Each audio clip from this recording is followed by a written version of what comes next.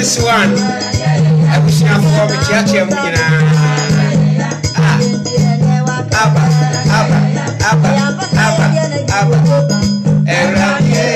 I wish I for me father than water. Yeko. Good afternoon, Eric, bitch, truth is one. No crab. Abba. Another more than water. Yeko. Abba. Truth is one. Everything for me, Chiache Munina, yet your own country, no quasem, yet your own country. I said the moon in the dadano. I ya block page. Inti I'm a new Facebook account. I'm say, I'm teachings or I no pay an am so mo be minty. Namiani said no. I was say she or her son said penny de penny.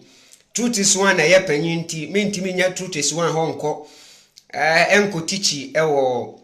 sanko fa no kre enti abusua ye hia ene ye behwe ade ye bedi nkomo kakra ye bedi nkomo afa yen Africa spirituality ho yen Africa spirituality ye ka se ya na ye tate ye ka se ewo se ye sa ko back ekofa yen Africa yen amamre ni amane no. Let's go back to our Africa spirituality. Let's get connected to our Africa spirituality. Na yeti sa asem no kora na sen ena ya na ya adwene yen ede na ya na besi yentirim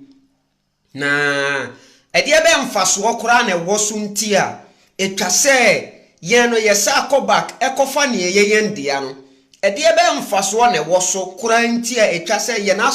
Africa spirituality no ehun hia yen as Africans na yetimi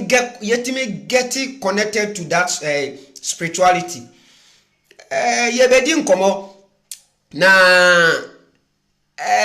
wadwenkyere welcome if you are interested say wadwenkyere bi enti no me invite wa met me invite o eno anse wa comment with invite me na me invite na wonso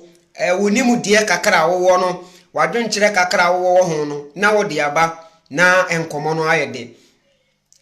First of all, my first question I'm pese me busa say ye ka say get connected to Africa spirituality. What comes into your mind?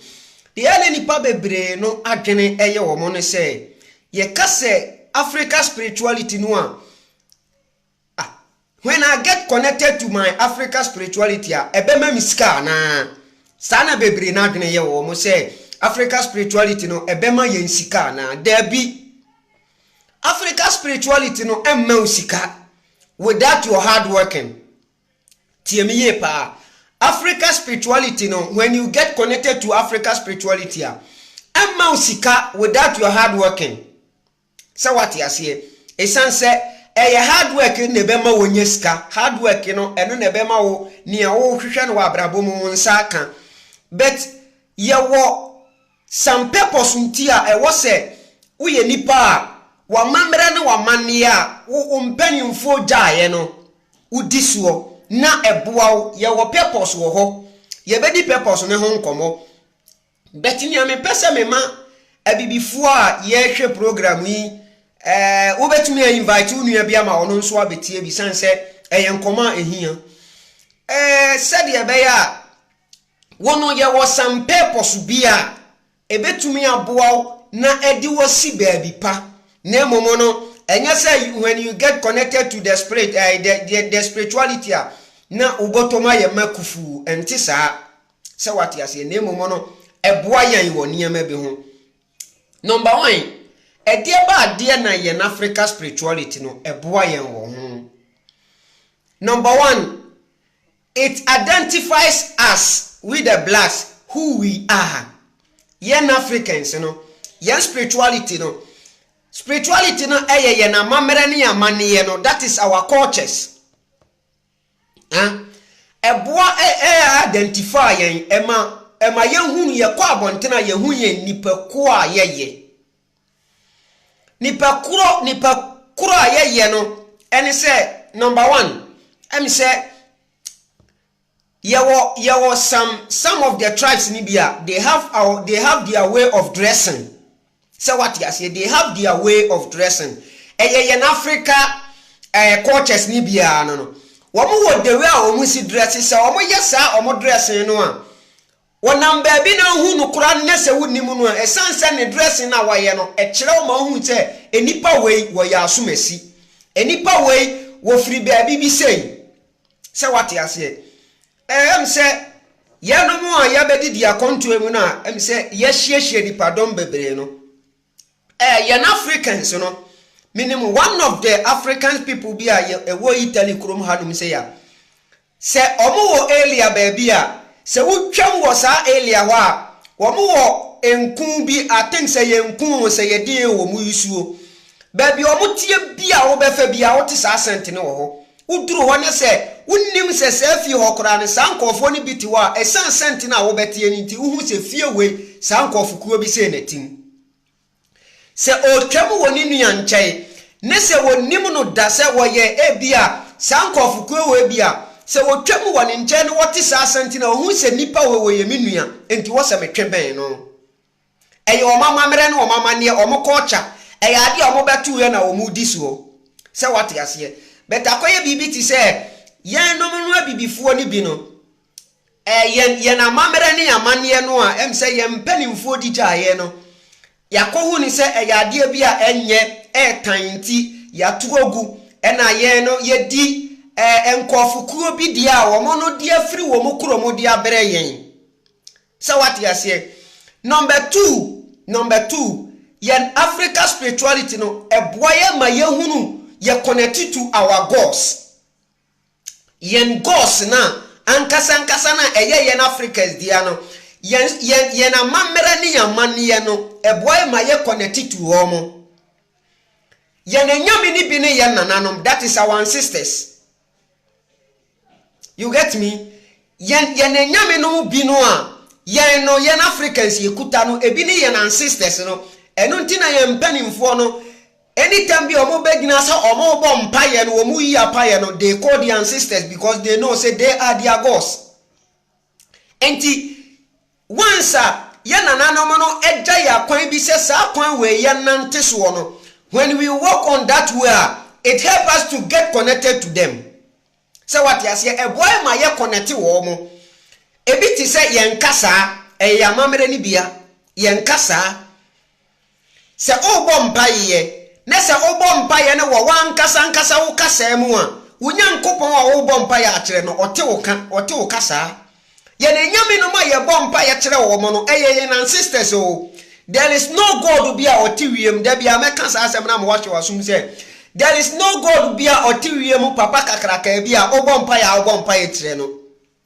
eno ntina wo ye kremonia wo si mi yisu arabo kasa de abompaye while say wo nana ye mosini wo nana ye frafrani wo nana ye dagatini wo nana ye asantini wo nana ye friends ye kusasini wo nana ye mosini wangarani inse se wo bompaye wo de wo kasa ye de wo ye de twa ofuruma ne be bompaye no na wo ti ukuro se me kan Arab kasa de abompaye you will never connect to your gods.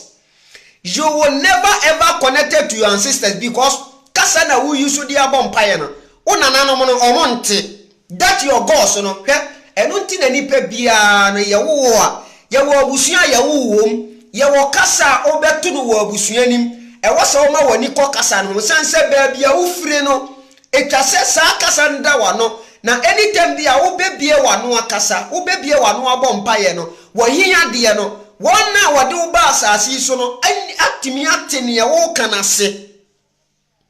na omaye wo hiya de amawo. So what you say? Enti when you pray in Arabic, while you are not an Arab person, you can never ever connect to your ancestors. So what you say? Enti debia me kase me respect Islam, me respect Christianity, but me respect Islam wo abera me ko Arab country. Enye Islamica e wo Ghana because meaning say Islam na e wo Ghana no Arab for cultures and woman kukuru ade abraye enti I don't need to eni kwasa me so saa esom no so wo me manmu me wo mama mere ne mama ne enti wo se me mama ni ko ho na me di no tu anamo se me ko omukuro mu a na mama mani akọ omode no because every culture must be respected.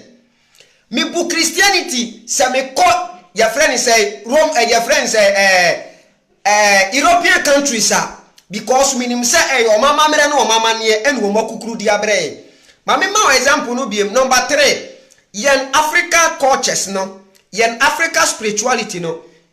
it help us to give respect to the nature because yen nananom no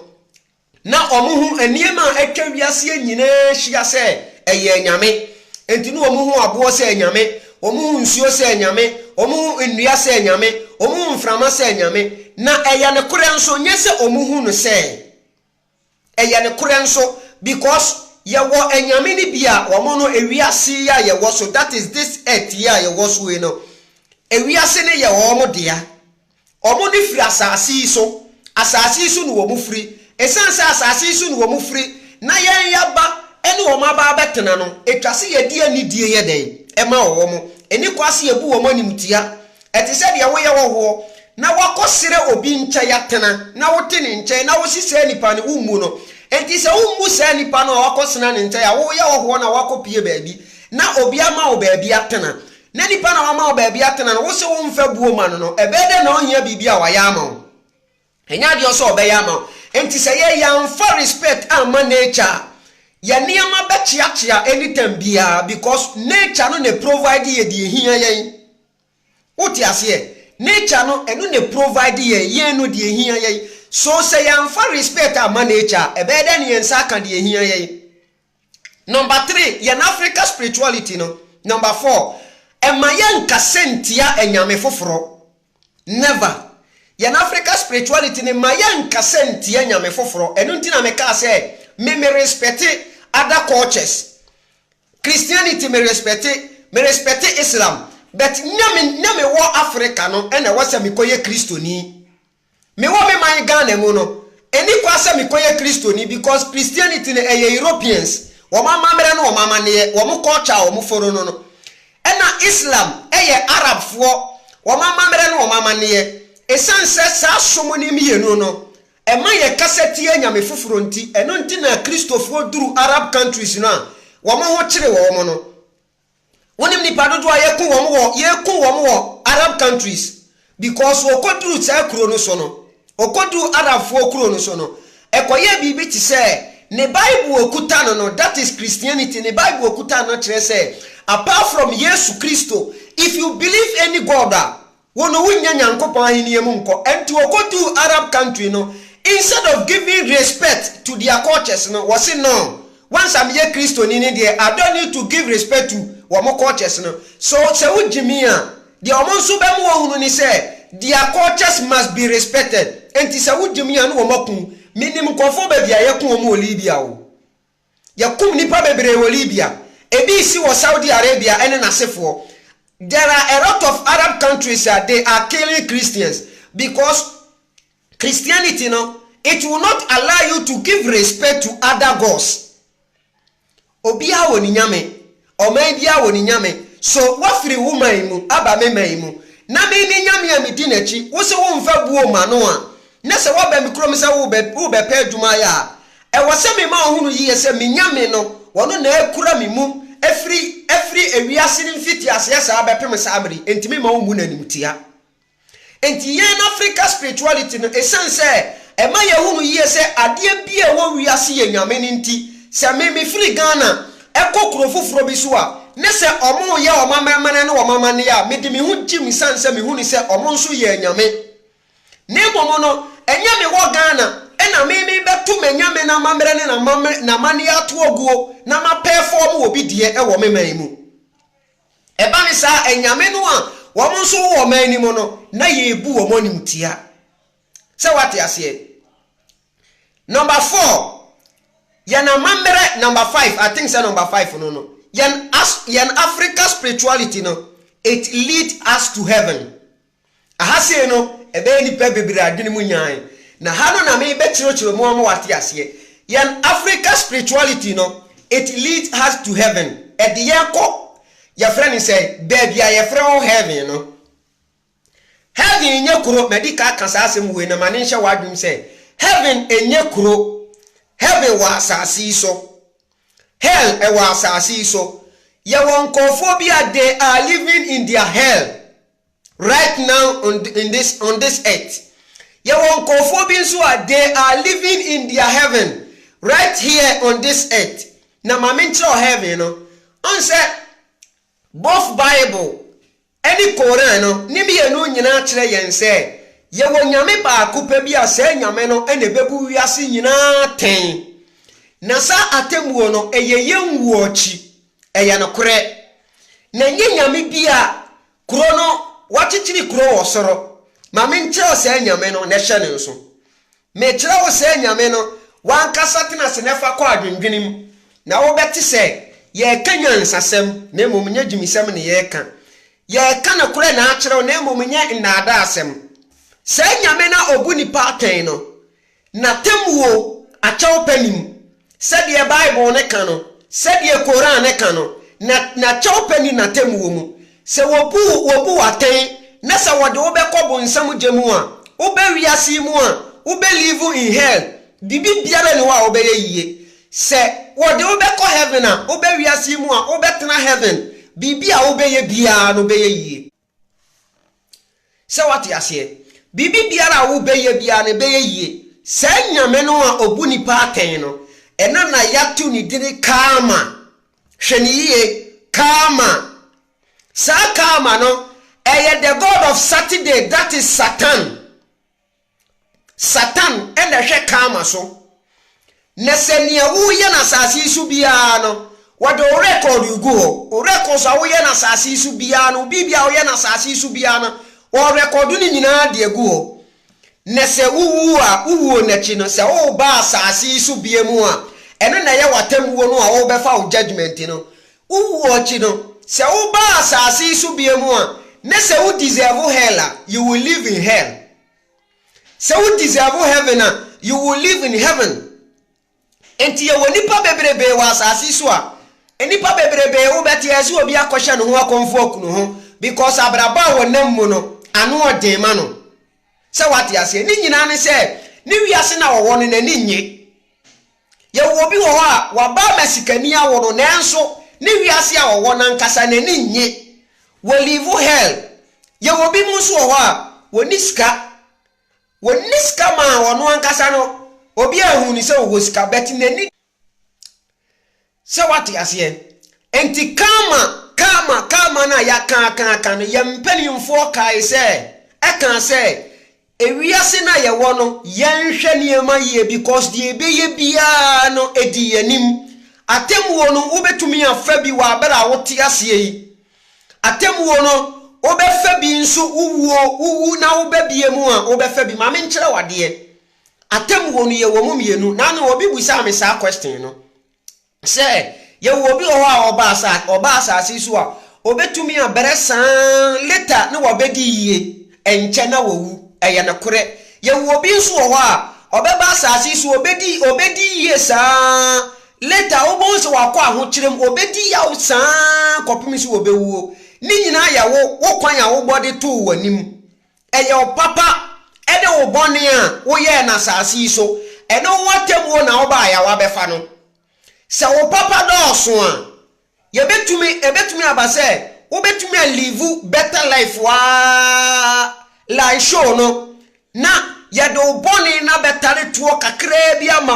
wo befa ya omu na de akowu ebi ho nso a ye do bone ni bedi kaya ma wo benam ho kyeremu saa kopimi se wo betua wo bone ne ho ka wie wo wie a ne ye do papa na betare tuo ma na wadi yie wani anju wasetem kopim se ubewu that is karma masadia ni nhye wadwene mu ye karma eyade a eya ne kore entinka wodi ye musa ye ho se ye wonyankopon ba akopebi ene boni pa ba wiase ene wotimi bo obi ba asase so na nipa na be ye ni frani woni maame woni papa wo behwe no na nipa ne bebre wo asase so saa onya boafo bia busa ho se adenti na nyankopon ye saa nhwehye no adenti na nyankopon wo bo nipa no wo ho se nipa ne beba bebre ye won kofo bi o makodi baabi e wo mo no akon asi wo mo mamu a wo mo no edi yaw ye kunkum bi mu busa ho se adai ena saa nkofo no kopie saa asase ne so busa ho eye ne waye ni mere bi ye twam eso asotwen na wofa se wati ase but se wudi yen Africa spirituality ne yen amamere ne amane no so a se wudi so a esanse uwo buoma na echanti onye boni ntia wunua wuni obi awu onse obi aware o mokro no se wati ase because ani amani nyina ne ye niema bia na eye eniema ye nananom de agu akwan so de aye mmerade ato krobia so na wahini bia wo sa mera no ade aye no ne mera se wati ase enti ye mpanimfo no sebi mpreduasa na omunyimi yo se omu behihye emre bi dia to wo se yemfa sa mera no nante esanse eyade a omu no ba wiase mu no omu hunu yiye se eniema bi sei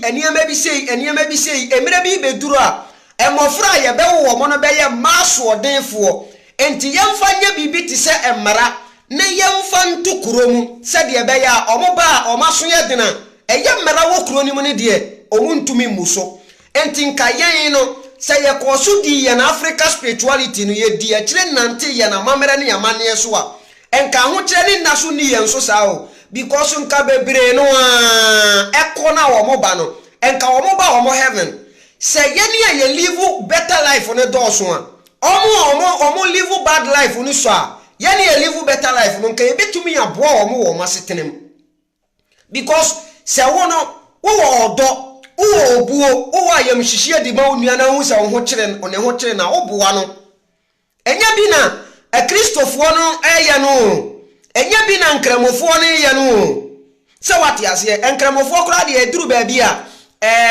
wo mutimi koye sraha but wo ye black a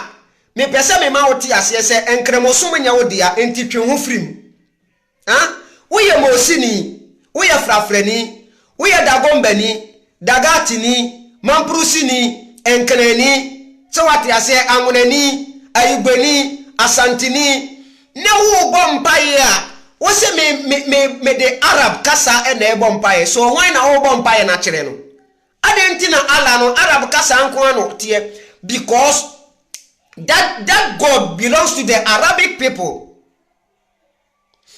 Why ne betimi aka ne wo platform yi so se wono de ye wo no na busuam wa meto se tumi ni bi wo na busuam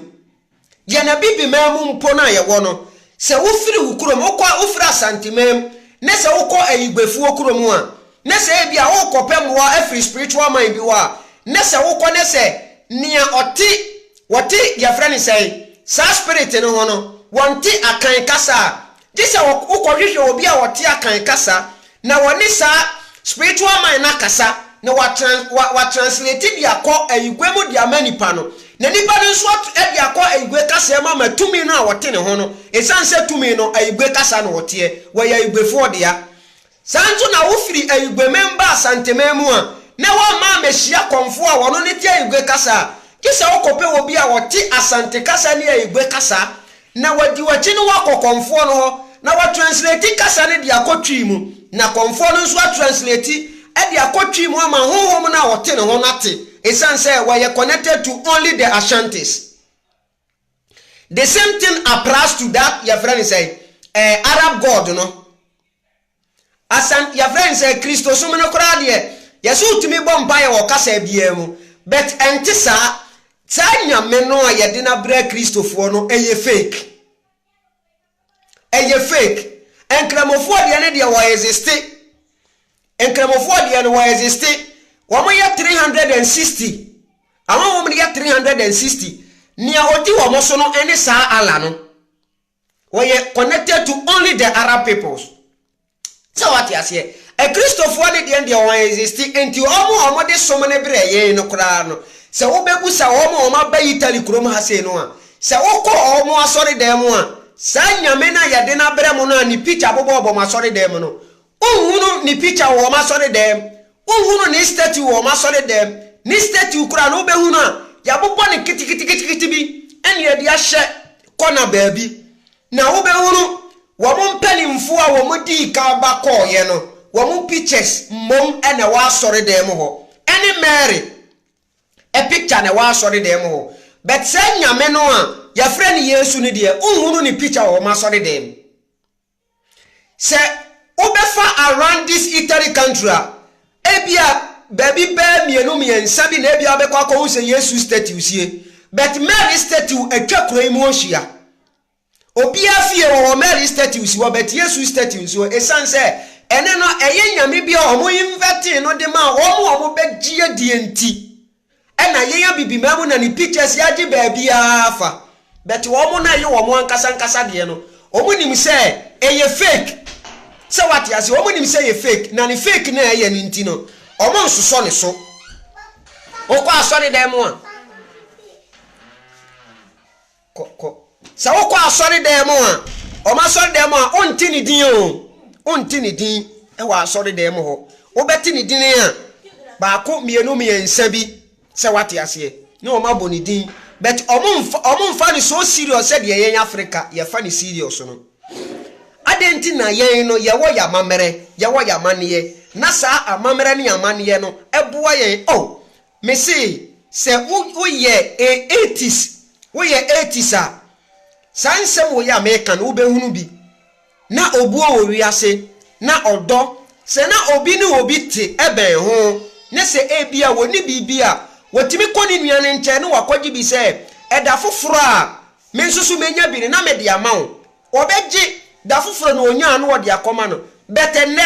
woni ni nua we ko Pentecost we ko Roman we ko Deeper Life nti okono ho a omfa mani sans woni ni nsum nyame baako se wate ase oni ni nsum nyame baako wo ye Pentecost ni a untimi nkoma tadis asori osofo be question se wo ye Roman ni a untimi nkoba ya friends e Deeper Life asori osofo be question na nso mo se nyame baako na mu nyina mo so no but ye nyame no a na ye di wo mo chi no na omo nyanyi mu na omo nyiyi ni pemu o na omo de nkabo mu ene bani pantem se what ya say enti moma ye nani mra ye ho so esanse ye Africa spirituality no se ye get connected to it ye the respect bema nature na nature nso respect yen na wahwe ye nso yi ewiase na ye wo no enye nyame bia wote wiem ena hwe ye nso o ewia woni dwumadi a edima ye enframa woni dwumadi a edima ye ensuo woni dwumadi a edima ye epo woni dwumadi a edima ye ewoni ya friend say enua eyema ye ewoni aboa yema ye se wate ase omo nyina ne wo omo niema bia omo ye de boa ye wiase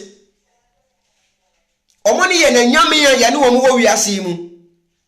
se wate ase but ye ko baabia ye firi a ye ne ye na sisters mu na ho omo ne ye na nyame se ye ba asase so a ye ne God the Son no a Bible ne kan ho asem no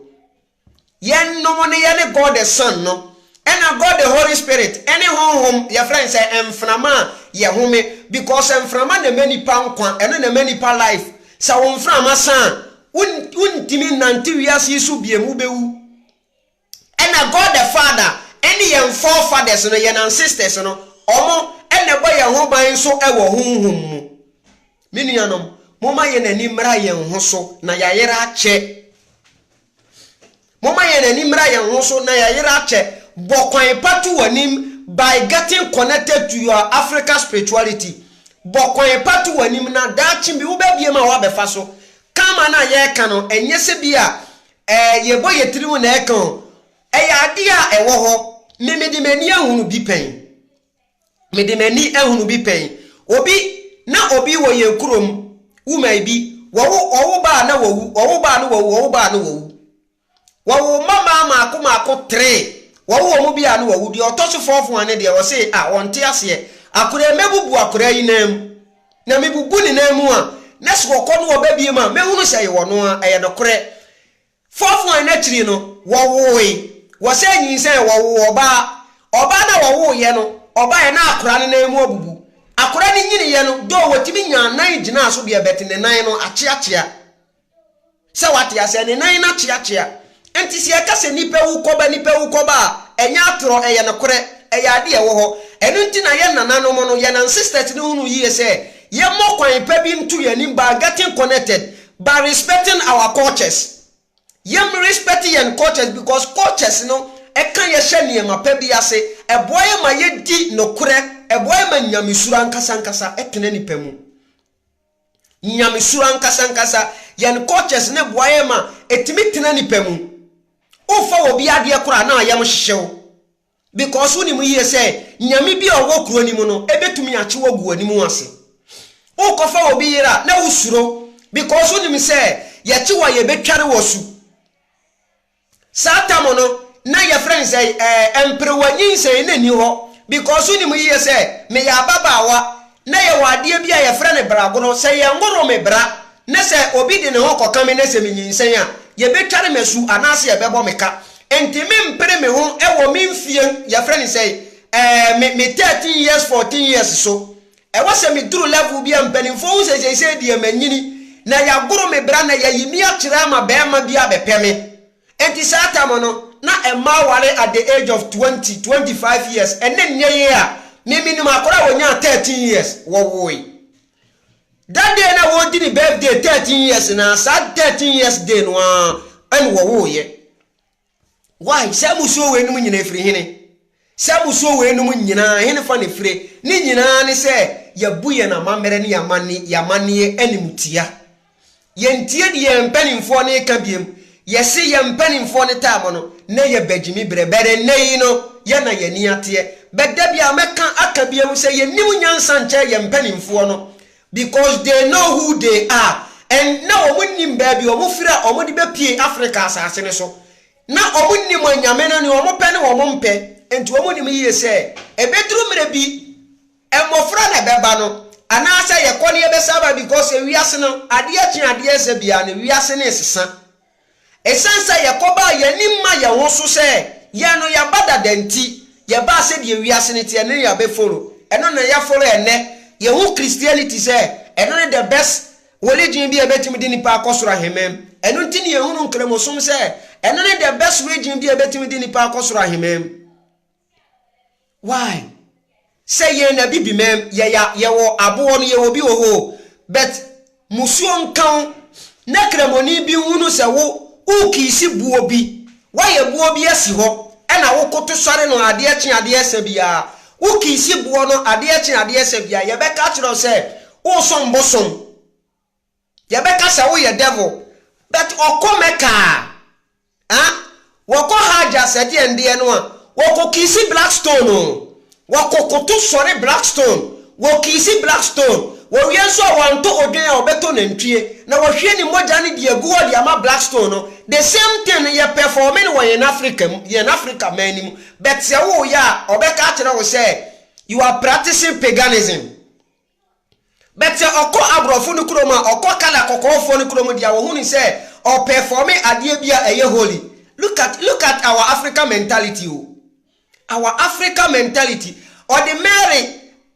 your friend say this statue e de si na asori dem a ade ade ese bia na wokoto sori no what the Jesus picture abona na asori dem a ade ade ese bia wokoto sori no because Mary you white Jesus you white but say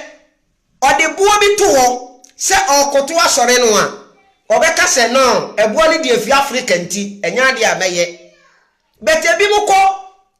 your friend say ekokoto Mary statue ye mfa na tie na eye statue ye de clay na ye statue ni ye de aye Mary ne de asi wono akokoto no na the same clay no ano obi di eboabo ano say me nsuso mi twa moja aguso no masom na wo si wo som de yi difference be na wo menua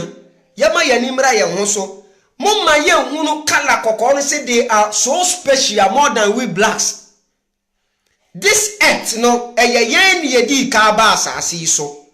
yen blacks en yedi ka ba asase so omo no ba ye no ana omo di nyansa kwan ene adwene ene nimudie bi ebe bi ti yen ene ne omo didi yen so Africa ya wo ye na asase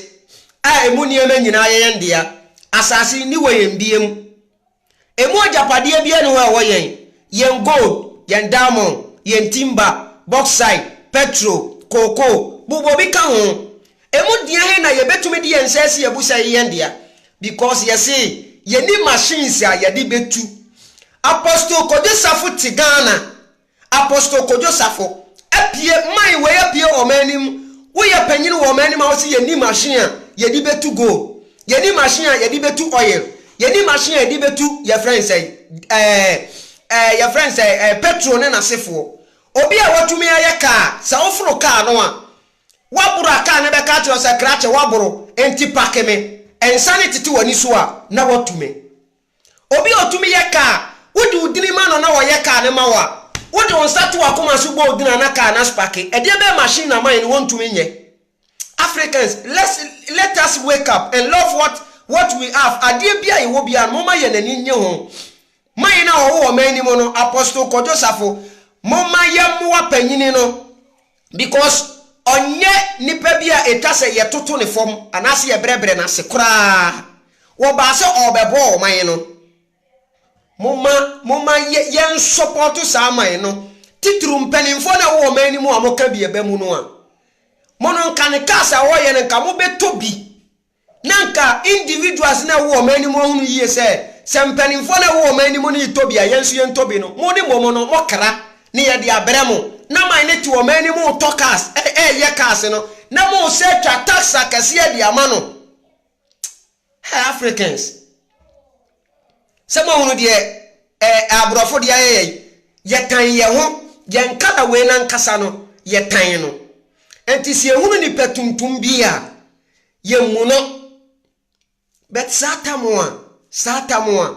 na ye na mamere ne amane no ego hono ma na ye nante so no na ye bu ye ho na ye do ye ho na ye wo suro e ma ye ho na wo fa wo bia de a wo ye mo hyehyew ene asori dem nyina omo wo CCTV cameras wo ho asori dem omo wo CCTV cameras because asori dem obi be wi osika obi be wi afon oba kura wudi agro obi be wi na wa asori dem sa ensori akese no ensori akese no wudi agora obi be wi oba wa asori dem because ye wo mo a omo den kura eye wo mo niema bi enti omo timi suma wo bi ensori na wo mo kuta ya friend say majority of people no na ya suma no wo ho no wo kwa ne di okoko ye ne say okono akopa akola awia no wakoton no asori dem because nipa bebre no asodin na hwe no nipa bebre no ahwehwe som ne mo na hunu yie se esom no ya atrosom enti so wotenam na odi bone kora no a unya punishment instantly betia na ye wura fi se ne ye no eye kwan bi na ye bo ato yanim wo ne wo kora ya wo so edina ya dem a wo mantamu a wote ene ne wo fam nyina na eye wa na wo kreti ni mre bi ya twam eye wa e na wo kreti ni mre bi ya twam enti se wote wo na se wa bra bo na enye yi a cheke wo ho na hwe wa na montuo ye se daachi bi uko na wo babie ma wansa ma mefam se wate ase uko na wa mabie uko na wo babie ma wa ma mefam mame ma wapo wi we ye small apo bi na mede ma wo kama yetumi sisa no na ekwan ya obefa so obesisa no enie mame nkire wade emma bone nya ode wo wi ase mesere o menua because bone ne ye woda obekọ aba abefesi enye wadwe se wo ye wo nua bi bone na wakọbọ mpa ya akire ala bia ma ala de achew na wakọbọ mpa ya akire Jesus bia ma Jesus ahwie ni moja de apepa da bi uhu na wokọ a onkoto ala uhu na wokọ a onkoto Jesus uhu na wokọ a onkohunu Muhammad uhu na wokọ a onkohunu Jesus ni nesuafo ni bia even the Bible Quran be mu hunu yiye se yengu nkohie nyankopɔ bi mani mu ye naten according to Revelation Israel for no according to your friends Revelation heaven enkuro no ya chemu maako dumienu enkuro no heaven nkuro no ya chemu maako dumienu eni ya tre Israel musuakuo dumienu no din ewo nimu se wate ase Israel musuakuo dumienu na ya tre omudin wa nimu na wo ye Ghana ni na wo mfiri Israel no a wo se wo ko heaven no Israel musuakuo no din na wo ka ho bi heaven in the Bible no aye ka ho no e wa asase so uwa ukoshia one sisters eno nti Bible no betre wo se Yesu Kristo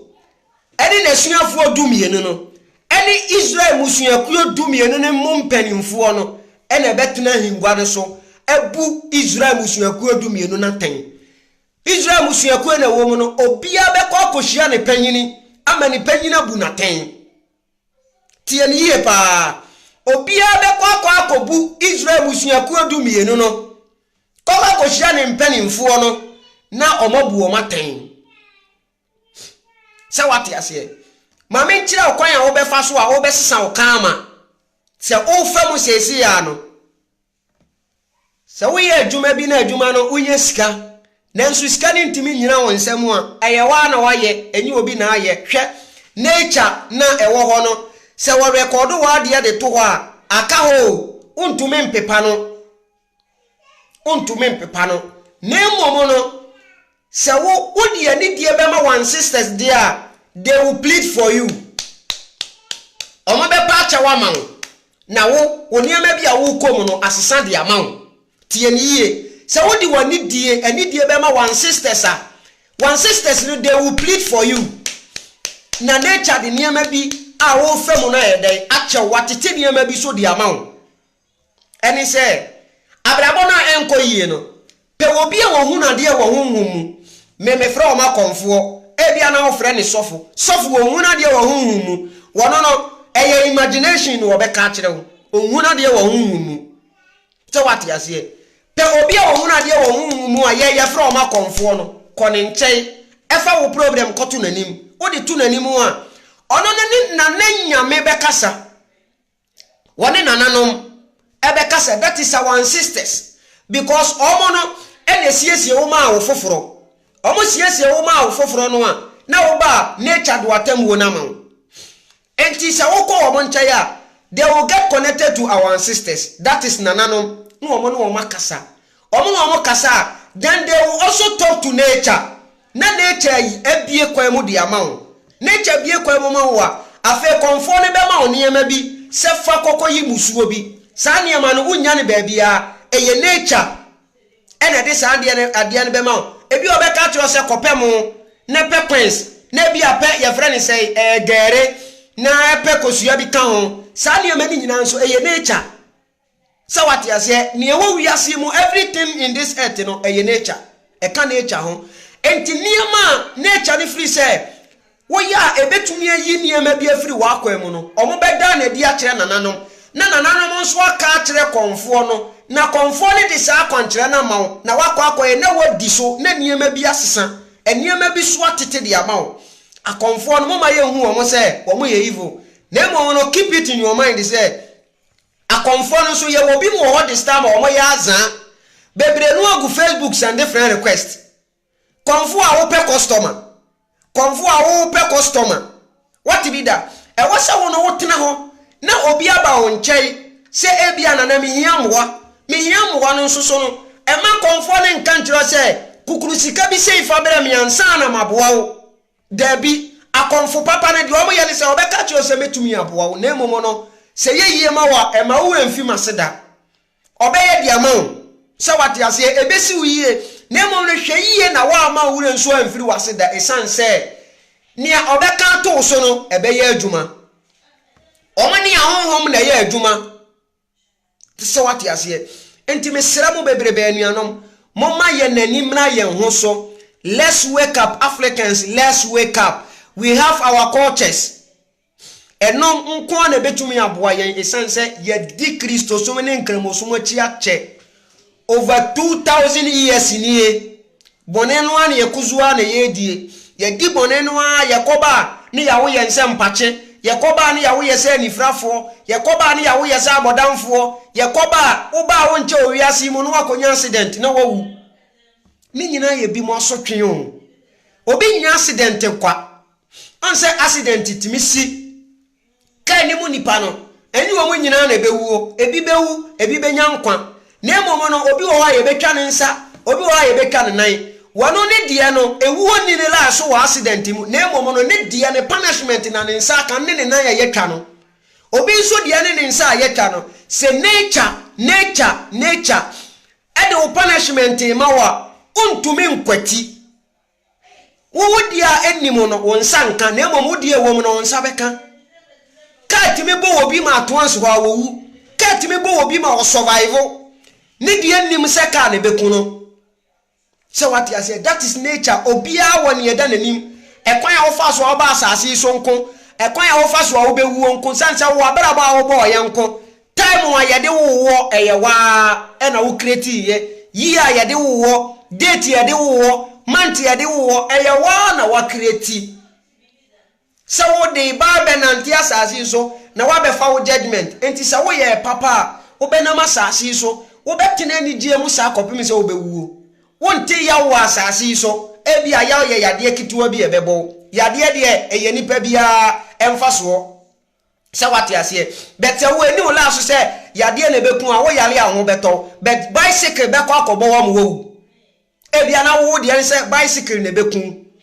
enti mo ma yenya se adi bire mu ma baifuo bi wote ho a hwe honhom na ti umo no honhom ati umo no se wo value honhom no a baifuo bi hu a osuro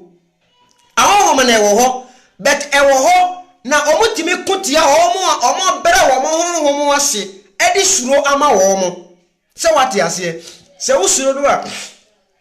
ayese woni wo bi kwa akohia akonya ntokwa na enipa no woni ne nkon ehunu se de na ho odin sitie unim ne da but hu ne form na odi gina ho na ehu abo se hu odin che ne kura wo bebo because ehu ne be me na bo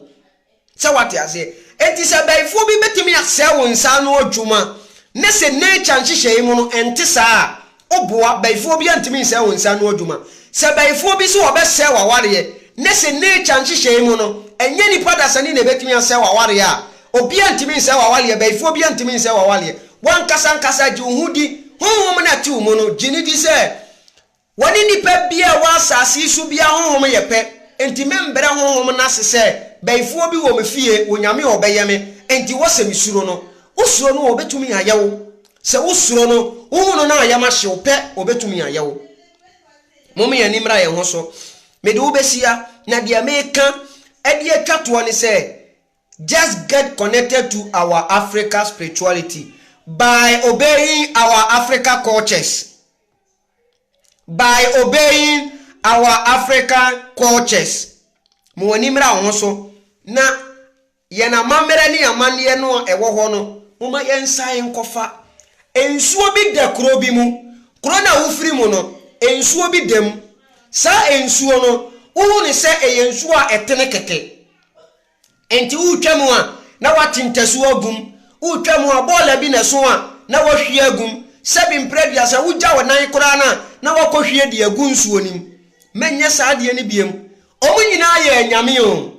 omu nyina ne ye nyame a omo ne ye nete obia woni a opefo me de mayen wiase mu obia woni a oyede boni pa ho ban wo wiase mu ye omo ma ye aduane die omo ma ye mframa omo ma ye wia so what ya say sa ne mani nyina na wo wiase no omo wo wiase se omo bo ye nipa am ye live wiase na heaven and hell na wo ho no eye na ye betumi aye wiase mu he ye betumi adani wiase hell eye ya na ye betumi adani wiase mu heaven by obeying nature na ye di rule and regulations a ewo nature mu so give respect to every single thing you see on this earth ade bia wodi wani hu no wo wiase mu bia na fabuo ma no fabuo ma no na ono nso oyiwo bi ono nso ye nyame bi se wo nipa wo bu hu se wo ye nyame wo je hu di se wo ye nyame hu bi ati mu no ma wo ye nyame de a ade nti na aboa no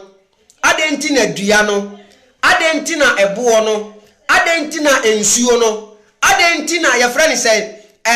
eniema etwa ya ho hia aka no nso wonyi ni se